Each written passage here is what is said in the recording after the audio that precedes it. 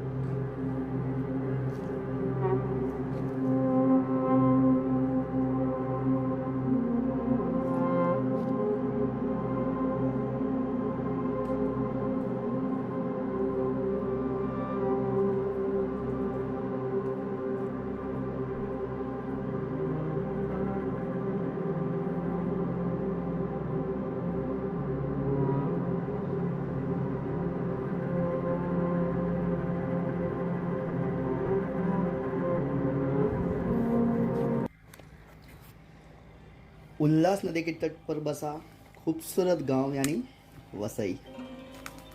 वसई मुंबई से लगभग 60 किलोमीटर पर दूर है। वसई किला महाराष्ट्र के प्रसिद्ध किलों में से एक है।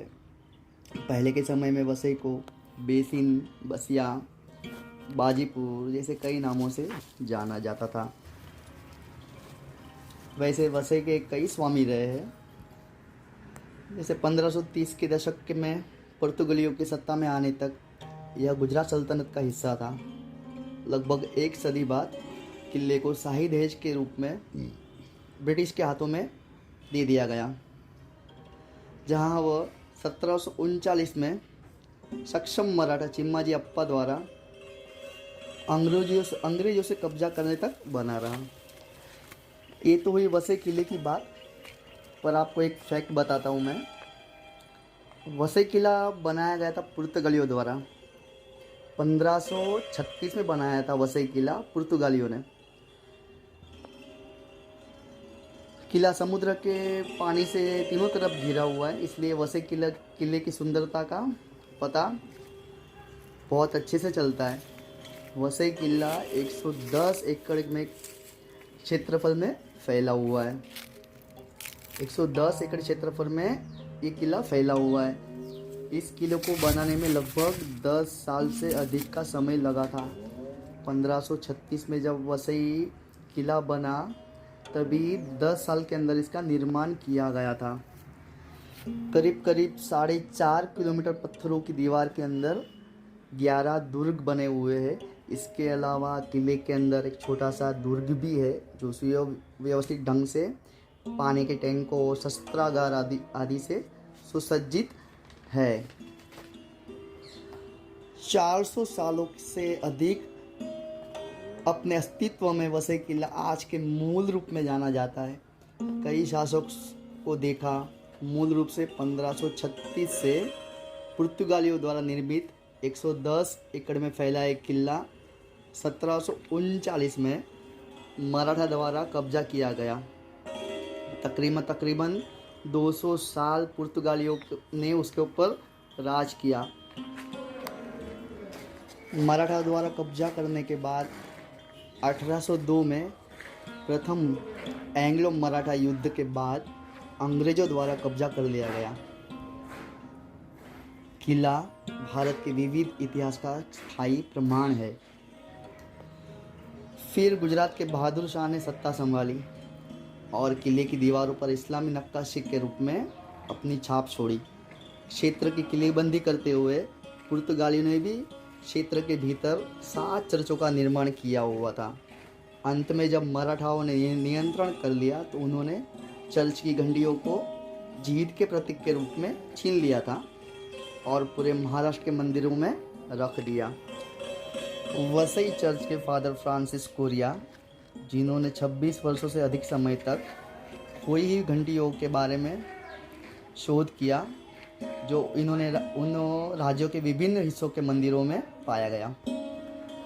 चिमाजी अप्पा, मराठा बाजीराव पेशवा के भाई, सन 1737 से 1739 तक, यानी तकरीबन 2 साल के अंदर जो युद्ध हुआ और युद्ध में उनकी जीत हुई। और चिमाजी अप्पा जो वो टाइम पे सैन्य बहादुर थे, जिन्होंने युद्ध जीता, उनको एक घंटिया सम्मान के तौर पर उपहार में दिया, जो उन्होंने बाद में उनकी पसंद के मंदिरों में दान दे दिया, जैसे कि नासिक हुआ, जालना हुआ, वहाँ पे अभी भी ये घंटी है।